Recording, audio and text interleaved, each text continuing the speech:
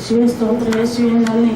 കഴിഞ്ഞ തിങ്കളാഴ്ച എൻ്റെ അവൻ്റെ ഒരു കഴിച്ചയും മേശയുടെ പുറത്ത് ഊരി വെച്ച് കുറച്ച് കഴിഞ്ഞപ്പോഴത്തേനും നോക്കുമ്പോൾ ആ സാധനം അവിടെ ഇല്ല. അപ്പം ഞങ്ങളറിഞ്ഞു എന്നിട്ട് അന്ന് നോക്കിയില്ല. ബുധനാഴ്ച നോക്കുന്നത്. ബുധനാഴ്ച നോക്കിയപ്പം സാധനം അവിടെ ഇല്ലാതെ വന്നപ്പോൾ ഞങ്ങൾ വെളുപ്പിനെ ഇവിടെ അച്ഛൻ്റെ ഇരിക്കാൻ വന്നു. അച്ഛനോട് പറഞ്ഞു, അച്ഛൻ പ്രാർത്ഥിച്ചു. അപ്പോൾ അച്ഛൻ പറഞ്ഞു എഴുത്തെഴുതി ഇവിടെ ഇടാൻ പറഞ്ഞു. ഞങ്ങൾ ആ എഴുത്തെഴുതി ഇവിടെ വെച്ചിട്ട് ഞങ്ങൾ പോയി. ഞാൻ സാക്ഷ്യപ്പെടുത്തിയേക്കാവെന്ന് ഞാൻ പറഞ്ഞു.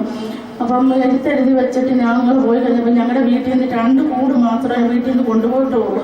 ഒരു കൂടിൻ്റെ അകത്ത് 3-4 ഷർട്ട് തയ്ക്കാനായിട്ട് പിന്നെ തുരുത്തിയിലൊരു തയ്യക്കടയിൽ കൊണ്ടുപോയിട്ടുണ്ട്. അപ്പോൾ അവിടെ അവധി മാത്രമേ ഉള്ളൂ നോക്കാനായിട്ട്. അപ്പം ആ 10 മണിയായപ്പോൾ ഞാൻ ഇവിടുന്ന് ചെന്ന് കഴിഞ്ഞപ്പോൾ ഞാൻ മോനോട് പറഞ്ഞു, മോനെ ആ കടയിൽ ചെന്ന് നീ ആ കൂടിൻ്റെ അതിന്ന് നോക്കാൻ പറഞ്ഞു.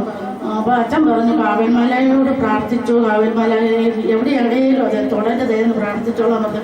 ഇവൻ ഓടിച്ചെന്ന് ആ കൂടെടുത്ത് ഉടഞ്ഞിടാനായിരുന്നു. ആ കൂട്ടിൽ നിന്ന് വീഴുന്നത് നമ്മുടെ ചെയിൻ 2.5 പവനുണ്ടായിരുന്നു. ആ ചെയിനാണ് കിട്ടുന്നത്. അതിന് ഞങ്ങൾക്ക് തന്നതിന് ഓർത്ത് 1000 നന്ദി പറയുന്നു. ദൈവത്തിന് നമുക്ക് നന്ദി പറയാം. കാണാതെ പോയത് കണ്ടെത്തുവാൻ സഹായിച്ച കാവൽമാലാഹായെ കാവൽമാലാഹായെ നമുക്കിങ്ങനെ ദൈവം ഇങ്ങനെ ഒരു കാവൽമാലാഹമാരെ തരുന്നതും ആ കാവൽമാലാഹമാരുടെ മാധ്യസ്ഥം തേടുന്നതും അനുഗ്രഹം നമ്മിലേക്ക് ചൊരിയപ്പെടും എന്ന് നമ്മൾ വിശ്വസിക്കാൻ വേണ്ടിയാണ് ഈ സാക്ഷ്യം. ദൈവത്തിന് നമുക്ക് നന്ദി പറയാം.